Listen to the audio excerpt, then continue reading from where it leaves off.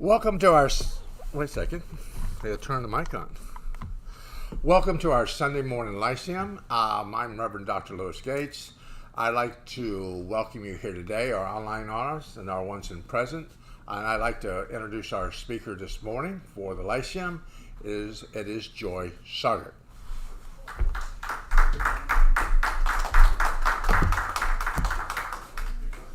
Good morning, everybody. Those that are here and those that are behind the camera over there. So, welcome everybody. So our Lyceum is basically a Sunday school, if you're familiar with that term. And I was debating, how do we go? Where do we lead into? But we'll talk about healing today. And I am choosing not to give it any other prefixes like spiritual healing or any other. We'll just talk about healing.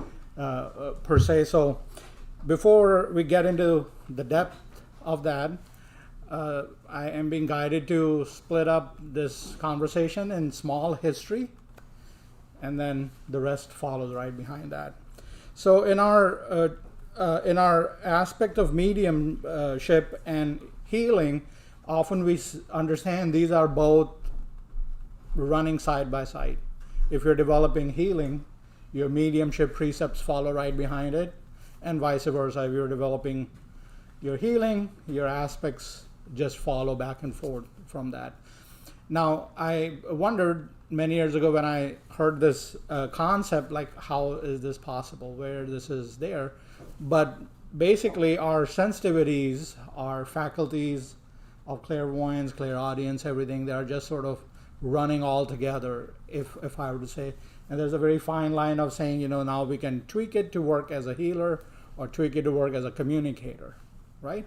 But there's also a concept that says mediums are healing mediums, that we heal through words, through grief or whatever life situation is. So we are also referred as to healing medium, not just, psychics or just having an evidential-based conversation. So there's different aspects of that. So in our aspect of journey, I will be reading a little bit of the history here because I haven't memorized it pretty well, but this will help you. There are a set of couple that have been quite prominent in our healing progresses, and the name is Olga Worrell and Ambrose Worrell. They come back from, in the 1970s, they were probably at their peak of their journey of healing. So I will read where this is will make more sense, give a little bit of historic backdrop, and then we'll go into the rest of the conversation. Olga Worrell was born in 1906, and she transitioned in 1985. She was a spiritual healer, associate director of New Life Clinic in Mount Washington Methodist Church, Baltimore, Maryland. And I'm choosing this because sometimes we don't realize a lot of this is just labels where we're all doing the higher good in some ways. So, but that was her connection. She was born on November 30th, 1906 in Cleveland, Ohio. In 1928, she married Ambrose Alexander Worrell, and the two of them worked together for many years as healers. For many years prior to their marriage, she healed the sick through psychic talent that had manifested itself. Underlined, caps, italicized, that has manifested itself, because we'll talk about that here as we go into the rest of the conversation. In addition to human beings, she healed cats, dogs, horses, chickens, and plants. I was excited when I read chickens. That was new for me, but that was interesting. In the 1950s, the Worrells, the couple associated with the newly founded Spiritual Frontiers Fellowship, which is now the International Spiritual Frontiers Fellowship. And for many years, they were among the fellowship's leading speakers and resources for people. Her special gift was the great interest to physicians, some of whom were her patients. One physician who sought her aid was John Curati, who had suffered from severe back pain for many years. They have also published a lot of books and material based on spiritual healing or just the healing itself. And we hear this one very popular name from England that is talked about as one of the best healers of our time periods. I feel these two individuals, some were very close in that sense of following, because they were not only doing what they were gifted with, but they are also were open to scientific study. So they have multiple times allowed themselves to be this test subjects for scientific measurement of what goes on during that healing processes. And that was exciting for me, because in our spiritualist philosophy, we do have that precept of scientific measurement, that we are a religion based, which allows that to be measured scientifically, is there. In spite of her fame through the 70s, she continued to focus on her healing work in daily prayer sessions and with the New Life Clinic. Worrell was also interested in parapsychology, and on occasions noted that I have gifted psychic abilities and spiritual healing processes. I'm interested in scientific approach thereof. So her excitement was not only that, I have some result-oriented abilities, but to allow how this is working and so forth is there. So as I was preparing the parts for today, this was very interesting, because the chicken really got my attention. So the question was, what comes first, chicken or the egg? That version. But the interest was there. She had no idea that abilities manifested, and I think that's where I'm wanting to start the part of the conversation. Is a lot of times we push so hard to achieve a certain result or accomplish an ability or skill set that we become so detached from what's going on in the fold of it. So as I stand here representing to be a certified medium, healer, etc., as I read that phrase in this little blurb, it took me back to how things were happening. I wanted to be a clairvoyant. There was a phase in some aspect. So I was training my mind to become more clairvoyant, to see more things. And sometimes things don't happen, they have a timing of their own. So the part what I recognize is the moment I step back from it, things fell in place. So the abilities that we have could be our birthright as we are born and as we develop from the very young age. But as we pick them up later in our years, we have to understand, just let it happen, let it flow, because if we are pushing too hard, we may be missing the whole point, is there. And my beautiful analogy I also use, have you ever been in a rush to go from your home to an appointment? And you are in a rush and you can just about see all the red lights coming on all at the same time. But as a part is we are not realizing where we are in that flow of the process, is there. Now, what happens that you have a certificate of being a practitioner or a healer or a coach and things, then your mind is to create results, right? You're pushing on that results. And a lot of times the person sitting in front of your chair is wanting results, and their mind is on a very specific result that they're wanting to achieve. And in the middle of all that, we are missing where the beauty of this work is happening, We take that eye off from that aspect. So things happen like in that blink, in just that moments of knowing is there. So as I approach this subject of healing, what I'm wanting to say, there are so many different things that break down to how you are already a healer and how you can realize what those abilities are. It's just a sense of a discovery of taking baby steps, and you just carry on from that part. So historically, there are many processes, but the big part of the process is right in your pineal gland and in your pituitary gland. And I will talk about these two specific things. So if anybody knows where the pineal and the pituitary glands are, just gently raise their hands, and those that are home just can smile, and our moderators will see that. But anyhow, so if the very simple way of understanding where the pineal gland is, if you put your thumb on your temples and your fingers right between your eye. So the point of intersection, that is the finger, and where the thumbs would meet in the middle of your brain, is somewhere relative to that is where the pineal gland is located. Right below is the pituitary gland.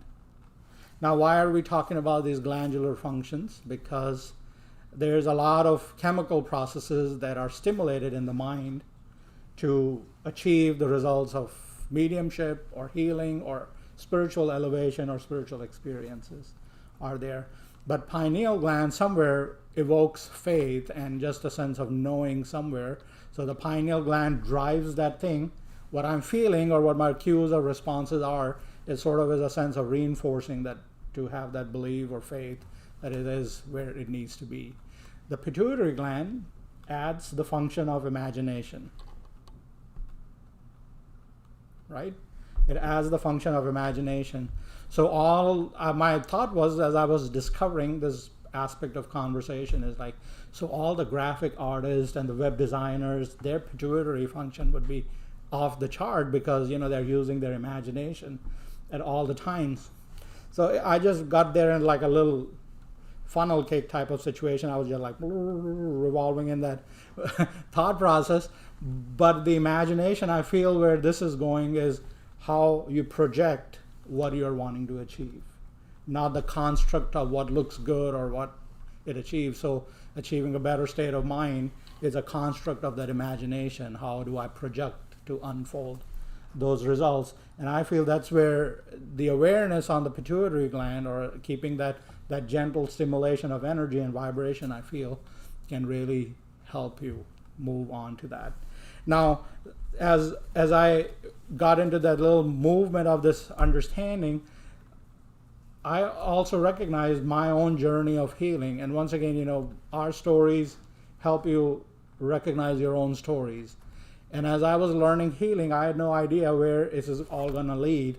My aspect of healing got evoked by a loss that I experienced many years ago, and through in the fold of understanding my grief and coping of my grief led me to learn healing, and unbeknownst realizing what else is going to come after that.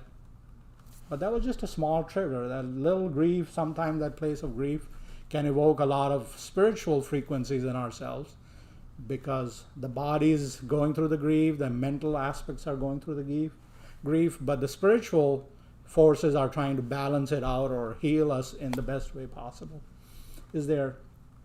I had no idea, but I was just following that pathway. Somebody said, go here, I would go there.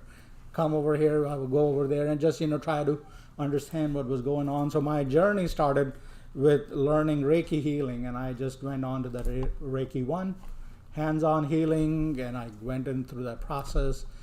For me, it was more fun. It was interactive. It was engaging. I was really honestly not thinking about what it is all about. I was just happy to be around 30 more people that were present in the workshop, and I got to engage with them, and I was like, oh, pendulum is moving and things and like that. Just fun stuff.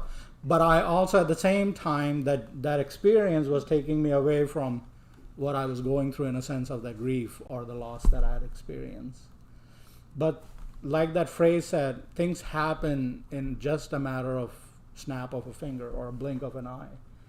In that Reiki 1, somewhere within my practices of learning the hand positions or where the energy centers are, something was becoming bigger than life is there.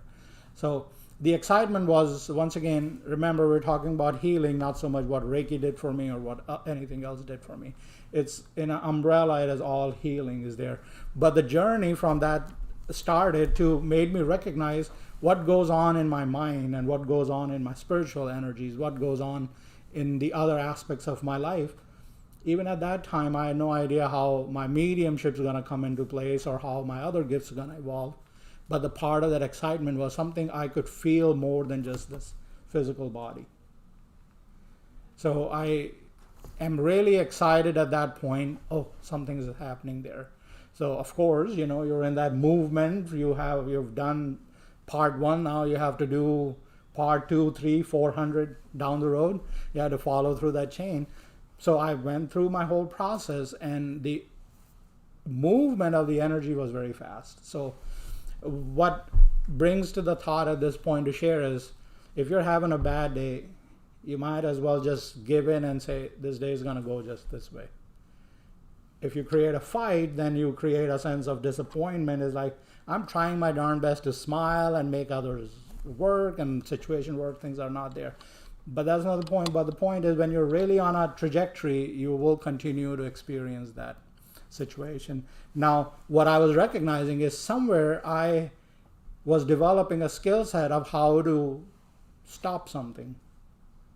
And that was not usually by will, because my will was failing constantly. But I was recognizing somewhere there's a lot that goes into the spiritual aspect that can be made possible.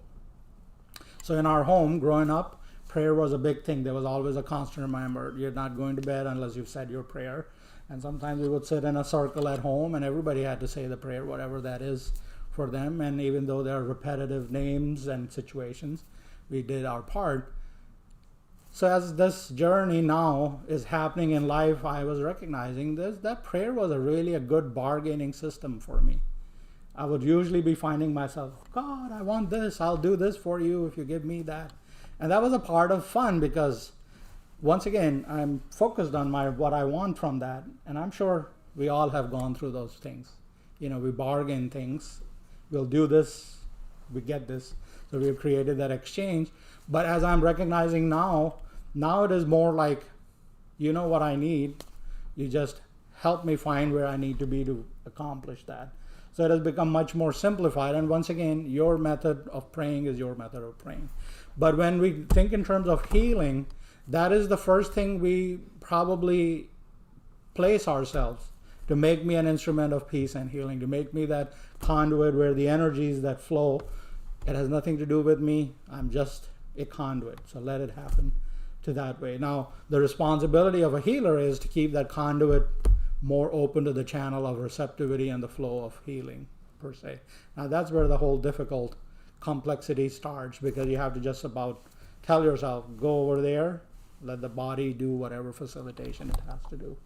So in terms of healing, when you are wanting to be a healer or you're wanting to understand the healing, the very much part, like anything, know thyself. You know what your makeup is, you know what your mind process is, you know where your hiccups are. The more you're aware of your own processes, the easier it may become for you to step away from that. Not to overcome it. We're not talking here that you become invincible or you correct everything that you might identify, but it will make it easy for you to say, this part is being removed on the side. And then you will find how the flow happens, how everything is there. It's just almost like, cleaning a clogged up pipe. When that little small thing is removed, the flow is there, but as soon as you want it to be plugged up, you put it back where it is, the flow will stop. So as a part of the healer, our life is our life. We have to leave this common life. We have to pay our bills. We have to pay attention to what life is needing from us. But that awareness of where life is allows you to just step away from it. And you create that journey of that process of healing, or any energies to flow through you. So as I come into the next aspect of this conversation, this book that I will share with you is called The Healing Secret of Ages. It's by Catherine Ponder.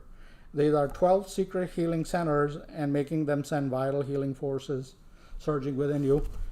It's just an old, published in 1975, this book. But she breaks down the processes through will and faith and hope and fear and the energies of life. So as you would discover those pieces for yourself, you would understand, how you can step out of it and let then the healing do what it needs to be doing.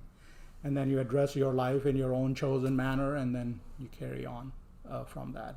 So what happens when you step in as a role of a healer? What goes on is there needs to be an awareness, state of awareness, where you know that you've connected with some aspect of the healing force or healing energies or healing vibration, and then you just let it pass. There is a lot of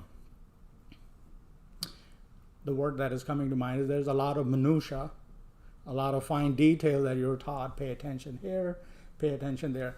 Yes, attention is very much needed. So if you're stepping in as a healer, standing behind to do the work of healing or approaching any situation, you have to be attentive. Is the energy flowing through you first?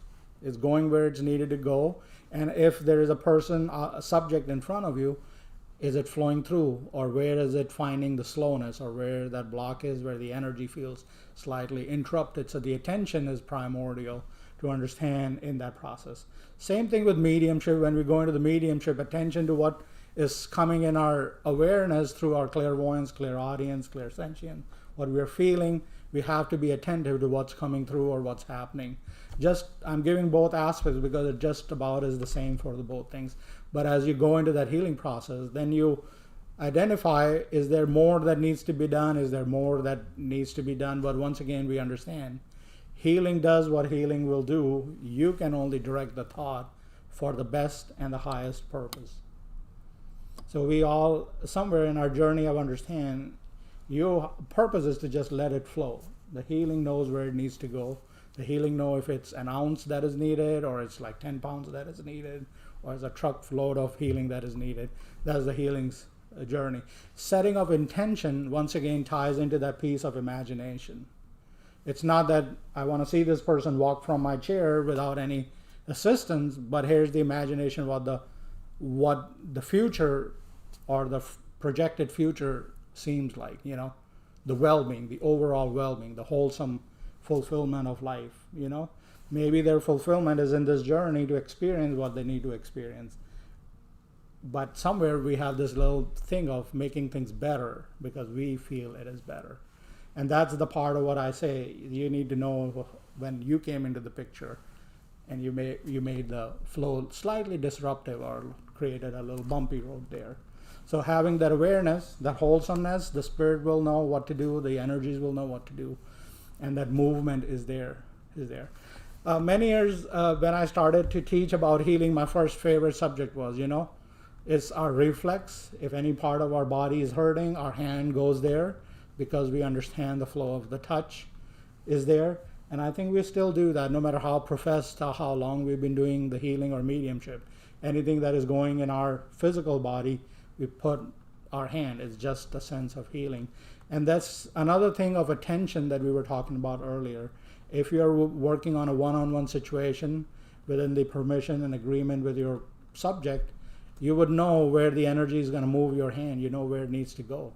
You would understand the process because you're aware of where that flow is. You would know where it stopped, and that's where you need to focus a little bit more. So I always struggle with this thought. One thing for me, sometimes I fall into the sense of absolution. The energy will know where it needs to go. So my purpose is let the energy do where the blockage is and carry on. But most definitely, sometimes a certain situation needs a little bit more work, a little bit more concentrated effort to go into it before they feel a sense of healing or an improvement. So you have to understand it's not always that the energy knows where it's going, but it's also your concentrated focus in a specific part that allows you to feel the benefit from it. Now, the most complex question that comes to us as mediums and healers are the healing from the grief or the loss. How do I go from what I'm feeling, the loss of a child, loss of a partner, loss of a parent, the depth of the connection, how do we go past that? And I struggle with that answer, and even knowing what I could say to make somebody feel better in that situation. But I've understood that grief has a process of its own, and that is one thing I try to not disturb that process. And that for me is the biggest responsibility in that time, is not to change that course of the grief and the healing that is needed at that time. A lot of times we are in a rush to get past that, but it has a course of its own, and that I feel is the best offering of healing we can provide to that somebody's there in that specific situation, to nurture them, be with them while they find their own trajectory or timeline of how long they need to be in that process. But I think that is the part of the journey of that aware individual, is how to make these things happen. Louise Hay has a book called You Can Heal Yourself. That's another of my staple items to talk about when I speak about healing, because at the back of the book is the whole book. In the beginning is she's just setting up to where she needs to be, and she's sharing her own process. That lady lived to be in her 90s after being diagnosed with cancer situation very early on in her age. So she had a very sense of miraculous life in some ways. But in the back of that book is what causes discomfort in the body and the affirmation that might help you change those processes is in there. And then our friend Harry Edwards, that is passed on to the spirit world from the UK, is also one of my favorite names to mention. So if anybody is interested in healing, must study these two individuals that have a beautiful journey of documented healing results and the healing techniques they have used in their lives. Harry Edward is one of them. But these affirmations, once again, is that peace of mind that triggers all the sense of understanding how my affirmation will lead me into something beautiful is there.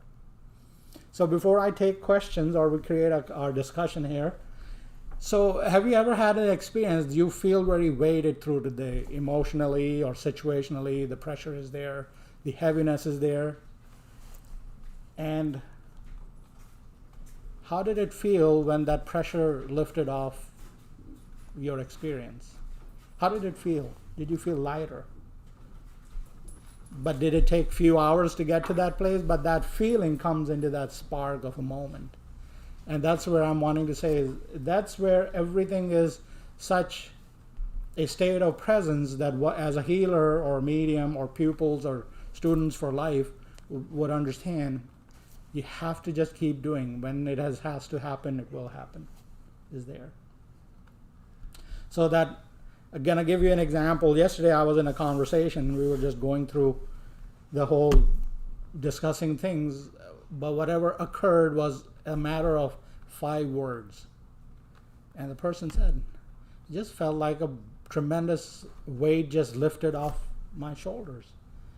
And that also sort of powered the piece of this observation is, if I calculate that, it did take to go there, but whatever was happened in that phrase, and it was just what that other person needed. And this is not my place of bragging right, but you've gone through those things. You've supported your family members, you've supported your friends, but there's just that one thing that shifts everything into a different trajectory. And I think we all go through that. We just find that little small thing that shifts the brain. So earlier when I was speaking about, I learned how to stop that process of fighting or friction. I figured out I will not let go of what's going on because sometimes it is counterproductive in my experience, but I'm going to surrender. And by surrender, I choose in my mind to see myself step down from what's going on. But I'm still aware of what the need is, what the situation is. So I just share from my own experience. So in that awareness, I surrender. I said, it is what it is. I can't do anything. It's not really creating any results. I'm just going to step slightly lower than that. So I drop my frequency, or I raise my frequency to get out of that situation. A lot of times it's fun to just get outside in Florida heat in your heated car and just sit there for 2 minutes. It'll kind of shake a lot of things up is there. Or you just take a drive, or you just go out and talk to the plant, or look like, oh, that bug is eating the plant. Do something. You shift yourself out of there. But that healing or that journey of knowing what we need to do also comes in that moment of click. It just happens in that very small fraction. So we spend umpteen years of our life, but if we go back, our aha moments were always happening in this little small segment. So my journey with healing is wonderful like yours. I do have the human situations that I'm still working on, just like you. So being a healer or being a certified person doesn't make me anything more or less than you. We are all playing together in this playing field. So questions and conversation. Anybody has to share any experience of healing? John? I always think that God knows everything, right? Right. Let's start there. So there's things that are going on in my body right now that I don't even know about. There's a couple things in my body right now that are going on that I do know about. So somewhere I might put some Reiki healing on, or hands-on healing, or even a doctor, medicine man or whatever, but I mean, like, there's things that only God knows what's going on. So if I want to be healed, and I pray for a healthy body, and I ask God to heal me, even me asking Him is a mute point because He already knows I need to be healed. If I'm going to stay on planet Earth for any amount of time. So I always come back to like, why don't He just do it? Why would we need anything else? Even hands-on healing or even a surgery or anything like this. Like, why don't He just fix us? Why don't He just heal us? What are we here for? We here to suffer? Come on, it's stupid. It's ridiculous. He wouldn't put us here to suffer. So I think it's more like an opening up and accepting of healing, more than anything going out and trying to find a heal or a modality of healing. You know what I'm saying? Like, just let things flow. Just let God take care of it. I mean, I'm not saying if you cut John, yourself, don't put a Band-Aid on and stop right. bleeding. I'm not saying that. Right. I'm not saying be ridiculous. Right. But you bring a very good point. It's all up to Him, anyway. But you bring a very good point, but somewhere in your making a point, you answered your own inquiry there, which I'm very happy to hear from you. And that's the surrender I'm talking about. Sometimes I don't have answer for everything, and I don't have to, and that's another surrender I've learned from my own journey is I will not never get all the questions answered. So sometimes I'll have to just step back and let that question be a question for a while. And it could be a longer while, it could be a shorter while, but I've learned I will probably not have all the answers at all times. So that's the part of surrender is I feel a lot of us don't understand when you surrender. You just surrender in that journey. But you're right. Why do we suffer? That was my question growing up in my early teen is, why do the children suffer? That was my big thing was, why are they going through what is that part of the process? I still don't have that answer to that question. But I'm learning, the part of me surrendering. That answer may come when I'm taking my last breath. I don't know. But a lot of questions, I have to surrender because I don't have the answer. But the surrender, I think, is where I think a lot of flux is. So, but thank you for sharing that. Ali. When my youngest granddaughter was 3 weeks old, she stopped breathing. And so we took her to the hospital, and the doctor was like, I don't know if she's going to make it through the night. So I just took her little head, and I kissed her right on her third eye. And I just said to her, I said, look, I understand this earth is a scary place. I understand if you don't want to be here, I said, only thing I can promise you if you stay is that I will love you unconditionally. The next morning, the doctor came in, he's like, I don't know what happened. He says, I can't explain this. He says, I can send her home right now. He said, legally I can't because she was so bad last night. He says, we have to keep her another day. Right. He said, but I don't understand what happened. And I said, I do. Those little prayers, those little things, we just sometimes never will figure out how things occur or what takes us there. But those type of things happen all the time. We may be praying for somebody 1,000 miles across. We necessarily don't have a means to get an instant feedback to if our prayers were answered or not, or the energy we send to them for love and healing did take place or not.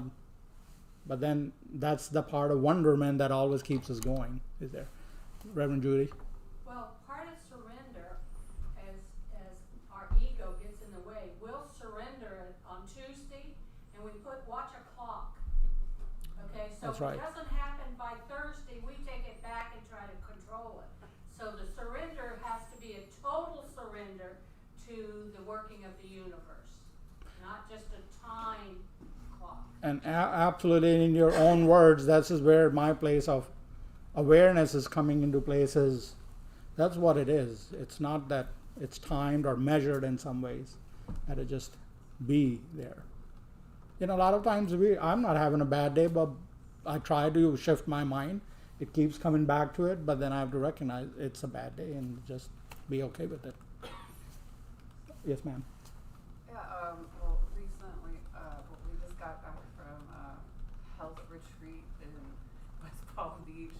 We ate raw vegan food. Well, I did. I ate raw vegan food for 2 weeks, and I opened myself to this new experience, and I didn't know what was going to happen, and I realized that opening myself to new choices that I've never made before can change my whole being, and because what you eat becomes you, but what you're physically made of is also related to what you're spiritually made of and mentally, and I feel like a different person from 2 weeks ago. I do feel healed in many ways. It's amazing what happened there. So that's just an example. I really feel like if you open yourself to a completely new choice, a new cycle you've never been in before, it's so healing. Our brains have pathways, and we are so trained from a very early on to create those pathways. It does take some time you have to unlearn things to learn new things. So where your experience, your words are coming from, you will be unlearning a lot of things to create that new choice. But be excited with that, because that's that part of the whole magic and wonderment of the spiritual journey is, what am I unlearning? What am I unfolding instead of reinforcing what I already know? Yeah. Marie, you wanted to share something? So I'm going through something right now that for years I suffered with after having fourth pacemaker and having a heart just go really fast. And then I see on this advertisement there's some kind of Eliquis, and you can have some kind of thing. Anyway, my old heart doctor retired, and I got a new doctor, and the new doctor knew exactly what this was. I went for surgery through another doctor, and over at Daytona Beach. And all of a sudden, my world started to change to the point where I can't just do housekeeping. I've got to get back into healing, because I've had an experience where I'm able to I have to give back. And it's a simple thing of always loving healing, and probably doing it all my life, and not even realizing what it was called, or didn't have a name for it. I just knew the animals liked me, and some male animals like me too much. But anyway, that type of thing happens to you in your journey. Your whole journey is opening up, Mm-hmm. and questioning probably some things, but going along with what Spirit gives you, not what you got an A on your. I never got an A on anything. In school, forget school. I couldn't do school, but I could do all kinds of things with my hands, and I didn't know it till I became CNA. And CNA I started using my hands, and they said, "Oh, we need you over here because you can do something that the rest of us can't do." And it's like, I had no idea, but then when I came here, it developed more. And it's funny how, if you listen, and that's my husband keeps saying, by the way, today's his birthday. Could everybody just sing him happy birthday? Happy birthday, Louis. Happy Birthday to you. Happy birthday, dear Louis. Happy birthday to you. Coquette? We have a question online. Is it worth someone's time to learn to be a spiritual healer if they don't know if they have the natural ability? I think Marie partially answered that question. Yes, it is worth it. Yes. Yeah, it's been a beautiful. It is worth time. You may be doing it more for yourself than anybody out there, so it's definitely worth the time. Is there. So, once again, very quick example. So we were singing Happy Birthday. Did you feel the change in the vibration? Yeah. And that's what it means, That little moment happens. You can feel the shift in your energetics just that quickly. See? And somebody felt it across the way over at the end of the room. Is there.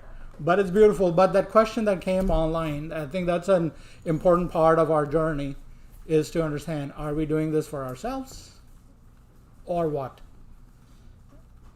So that's a part of very critical point, is to understand our spiritual gifts are there to help us become more aware, in tune with ourselves.